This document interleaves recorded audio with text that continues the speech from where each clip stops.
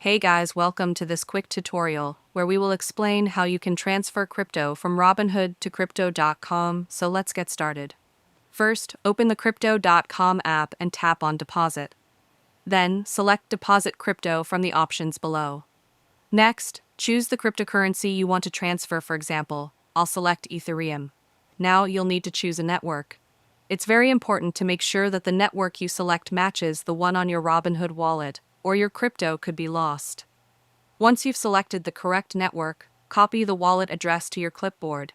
You'll also see an estimated arrival time, which is usually around 8 minutes. Next, open your Robinhood app.